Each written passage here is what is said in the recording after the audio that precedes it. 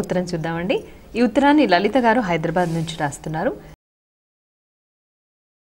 జాగరణలోని అంతరార్థం ఏమిటి తెలియజేయండి అని అడుగుతున్నారు. మిగిలినటువంటి ఏ పండుగలకి లేనటువంటి జాగర విధానం అంటే మేల్కొని ఉండేటటువంటి తనం శివరాత్రికి మాత్రమే కనిపిస్తుంది. కేవలం మేల్కొని ఉంటే ఏమిటి లాభం? మేల్కోవడం అంటే అది కాదు. మనని మనం మేల్కొల్పుకొని చూసుకోవడం.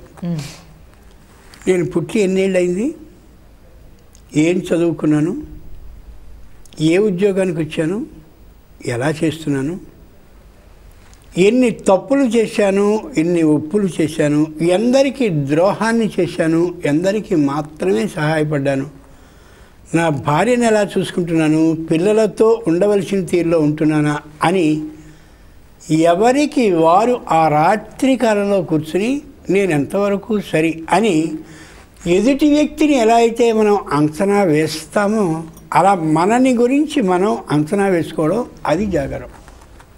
నిజంగా ఆలోచిస్తే ఏకాంతంలో కూర్చుని మన గురించి మనం ఆలోచించుకుంటే అవమానకర సంఘటనలు, సమ్మానకర సంఘటనలు, దుఃఖపడ్డవి, ఆనందపడినవి, దుఃఖంలాంటి స్థితిలో ఒక్కసారి అకస్మాత్తుగా పైకి వెళ్ళినవి, పైకి వెళ్ళామని అనుకున్నప్పుడు అకస్మాత్తుగా దిగజారినవి, ఇవన్నీ కనిపించినప్పుడు ఇక్కడికి ఈ పద్ధతిగా ఉండకూడదు, ఆ పద్ధతిగా ఉండాలి, ఇలా ఎందుకు చేశాం, అలా చేస్తే బాగుండేదిగా, ఇలాంటివన్నీ తెలిసి ఎవరో గొప్ప బోధకుడైనటువంటి వాడు మంచి ఉపదేశాన్ని చేసి ఎందుకలా చేశావు అని చెప్పినట్టుగా నిజమైన బోధకుడిగా ఆ రోజు మన ముందు సాక్షాత్కరించేవాడు, మన బుద్ధి మీద తాండవించేవాడు శంకరుడు.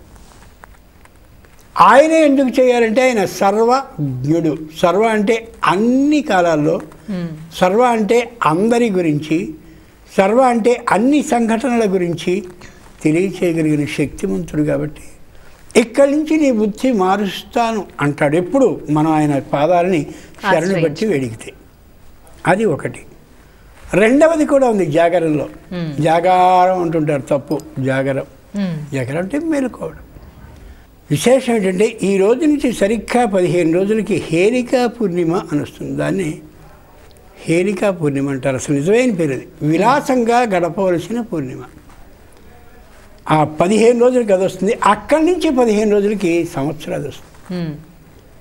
ఈ జాగరం చేసే వ్యక్తి ఇక్కడ ఏదైనా ముఖ్యమైనటువంటి ఒక జీవితంలో చేయదగిన అమోఘమైన కార్యాన్ని చేపట్టాలి అంటే 2 అంచెలను ఏర్పాటు చేసింది కాలం.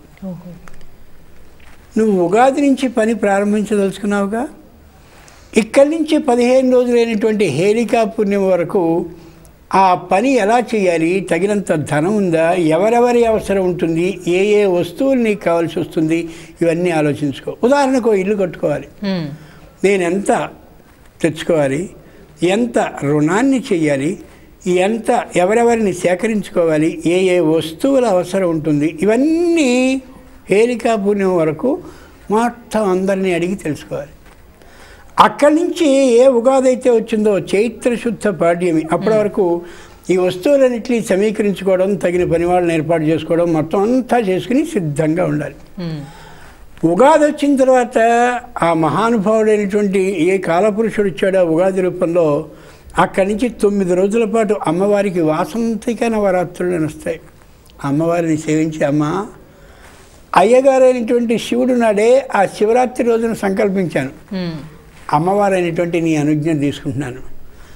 ఆ రామచంద్రుడు తాళి కట్టే వరకు ఏ పని చేయకూడదు కదా, అంచేత రామచంద్రుడు తాళి కట్టే రోజు వరకు చూస్తున్నాను. అదే రోజున నీ నవరాత్రాలు పూర్తవుతాయి, ఆయన పెళ్ళి పూర్తవుతాయి, మరునాటి నుంచి నేను మొదలు పెడతానని ఆ విధమైన ప్రణాళికని అమలుతో సహా జాగర కాలంలో వేసుకోవడం ఏదైతే ఉందో అది దీని లక్ష్యం జాగరం అంటే.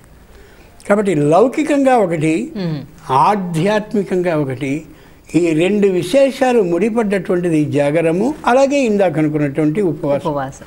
అంతటి గొప్పదైనటువంటి పర్వదినం శివరాత్రి.